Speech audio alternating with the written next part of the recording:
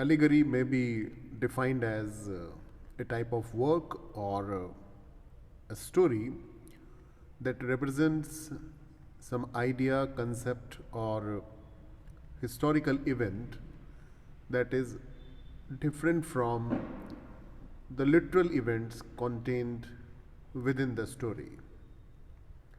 In other words, allegory is a narration or a description where some events, actions, characters, any settings or any objects represent something else, represent a specific abstraction or some idea. So the events or actions or characters do not stand for their literal meaning, but for some other idea or any other abstraction. In a way, an allegory is a story within a story. It has a surface story and another story is hidden underneath. An allegory conveys a hidden meaning, which is usually a moral meaning, a spiritual, or any other political meaning. And this meaning is conveyed to the readers or audience through the use of symbolic characters and events. As a literary device, allegory functions as a means of expressing abstract and complex ideas in such a way that this abstract and complex idea becomes understandable and approachable for the readers. This method is surely effective for readers in a way that allegory is often a simple narrative which represents a much larger moral meaning about any society, a higher meaning or a different meaning, a symbolic meaning about some society, some human nature, and even sometimes about religion. Allegorical characters may represent any historical or any well-known persons, and the plot, the story of the allegory, the situation of the allegory may represent an actual event. However, allegory just alludes to these interpretations, means an allegory simply gives an idea to that situation or character rather than telling about them directly. The connections are not stated clearly, are not stated explicitly. Allegories deliver even difficult messages in easy to read method, in easy to read stories, so they are very popular. In this way, allegory becomes extremely useful and expressive tool to convey a meaning. Now let us study what are the different types of allegory. There are two main types of allegories. One is historical allegories and another is conceptual allegories.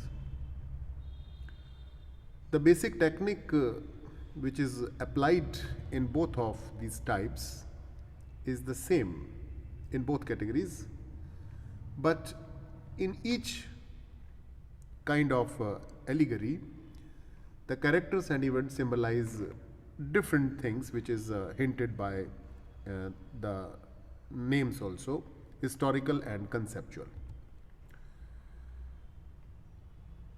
Let us first talk about historical allegories. Writing in this category, in historical allegories, allegorizes historical figures and events as it is indicated by the name of this type, that it allegorically conveys some historical figures or events. Writers of this kind of allegory may be using symbols to mask or to cover up the true subject of their writing. And the reason may be to avoid any censorship or to avoid any punishment, and writers take shelter, the help of historical allegories to say or to state in a secret meaning, in a hidden meaning, through the allegorical historical allegories. A good example of this type of allegory is George Orwell's Animal Farm, which corresponds pretty closely to the events of the Russian Revolution. So, a famous kind of historical allegory. Another kind of allegory is conceptual allegory. This kind of allegory uses characters and events to symbolize abstract things rather than actual events or people. So abstract ideas or abstract things are taken as characters in such kind of allegories. For example, it is very common for writers of conceptual allegories to use characters that embody or personify some particular moral qualities, such as the quality of purity or love or hatred or the qualities like that. Most religious and social allegories fall under this category, since they usually don't have to do with a specific person or historical event, but rather some virtue or vice in general. For example, in the Pardoner's Tale, which is a story in Chaucer's The Canterbury Tales, in this work, a character known as the Pardoner asserts that greed is the root of all evil. We can understand the conceptual allegory with the example of this work. The Pardoner feels that greed is the root of all evils and illustrates this point using an allegory in which three drunken men set out to find a character known as Death, but later on find a small fortune in gold instead. So they search for death, but they find gold.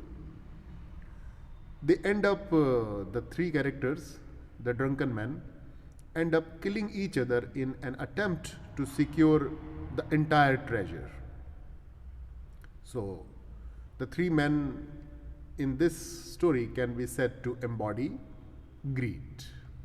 So conceptual allegories.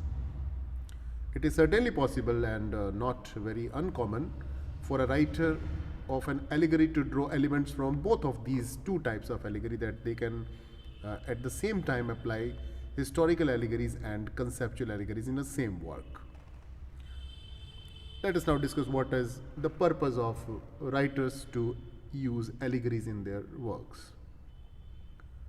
Authors might choose to write allegories for a number of reasons, and it is certainly possible that an author might choose to write an allegory for more than one or more than many reasons. First, and very obvious reason in most of the allegories is to address a controversial topic. While a writer writes something, there are certain topics that are difficult to discuss directly in writing. For example, it might be too controversial, or it would be very impolite to refer directly to sensitive and some ongoing political developments which cannot be addressed directly. So writer uses allegorical method to successfully convey and to discuss pros and cons of that controversial issue. Because an allegory masks or covers its commentary behind some another story, and it can make it easier for a writer to make his point without giving anger to an audience who belongs to such and such class or supports some political party. So writers very popularly, very regularly use allegorical method to address some controversial topics and take the heed of shelter of allegories in their works. Allegories may also be used to make something more interesting. In many cases, readers might find it hard to pay attention to an essay on something. For example, they are reading some essay on the right way to behave to reach heaven, for example, or they are reading an essay, the evils of the Soviet Union, for example. But if these two issues are read in a different way, in allegorical way, then it becomes an interesting reading. Pilgrim's Progress in the 17th century and Animal Farm in the 20th century are the good example of this kind of allegory, where both of these topics, means to behave rightly and to avoid some evils, both of the issues have been addressed in a good way and interesting way in such works, and they have achieved extreme popularity. By presenting a story that illustrates a moral or idea, rather than explaining it directly, writers can make their audience more likely to engage with the message, and they can ultimately absorb the audience into the message they are trying to convey. So, an allegory may also make a reading interesting. Allegory may also be used to make something more understandable. Allegories can make complex ideas concrete, easy to understand, and therefore more understandable to readers. For example, Plato's Allegories of the Cave illustrates both a complex philosophical idea about reality and a similarly complex psychological lesson about the ways that people resist hearing on unfamiliar truth. Means very complex philosophical idea may be conveyed with the help of an allegory in an easy way to the readers. The psychological lessons which the writers find it very difficult to grasp, allegories make them easy to understand. The allegory captures the complex idea, and allegory makes this complex idea more digestible and more easy to understand. At the same time, allegory is written or read because reading something allegorical way may be fun reading. Reading an allegory can feel like solving like a puzzle, where their elements of the story has a second meaning to be deciphered. So for make reading interesting and fun, allegories are read and written. Let us see some common examples of allegory. There are many common stories that we tell which have allegorical meanings, and these are especially popular in stories for children, as allegories often mean to teach some lesson or help the audience understand a complex idea or some complex concept. And as far as the allegory is concerned, the most common or familiar example of allegory is a fable. A fable is considered a short allegory featuring anthropomorphic characters, means the characters which are presented to be behaving like humans, such as animals or other non-human characters that behave like humans and have human characteristics. Fables in general feature a clear moral lesson or state or dictate or symbolize some rule of behavior as part of the story, and fable characters often stand for abstract ideals. Like all allegory, fables work as a standalone narrative, while at the same time providing an instructive narrative lesson about behavior and values. Means a fable becomes a separate story in itself, and at the same time it conveys a behavior or value based idea. Stories such as Aesop's fables often have morals, and thus are example of allegory. We also use real events that have happened to teach lessons that fall into the category of a fable.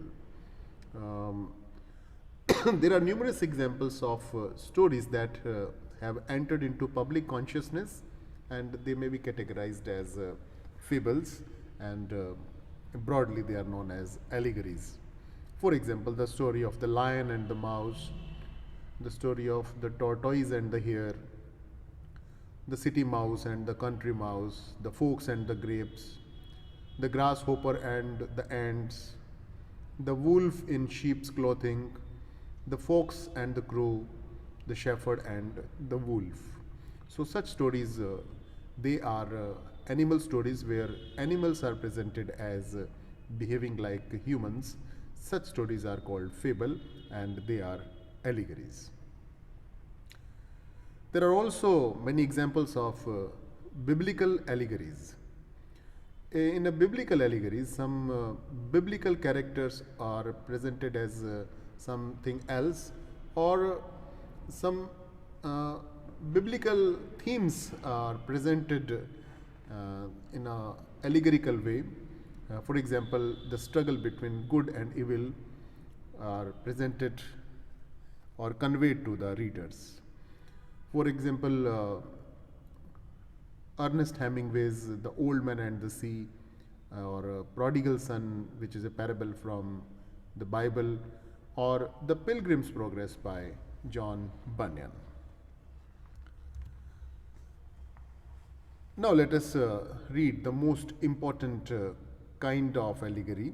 Example of allegory is allegory in literature.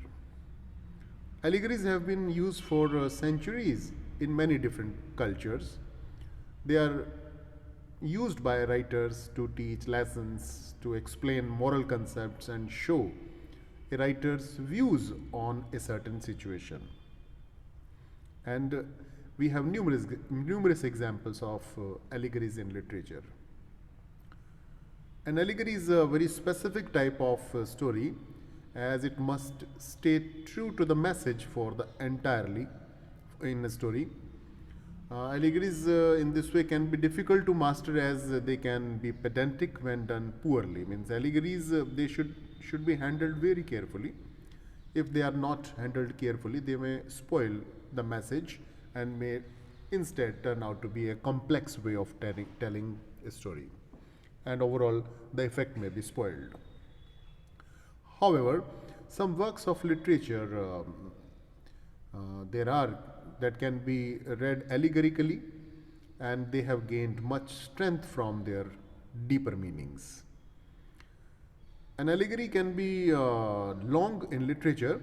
Allegory can be a complete long work and extend over an entire book, and at the same time there are many examples of literary works where an allegory can be a short or a part of a longer work.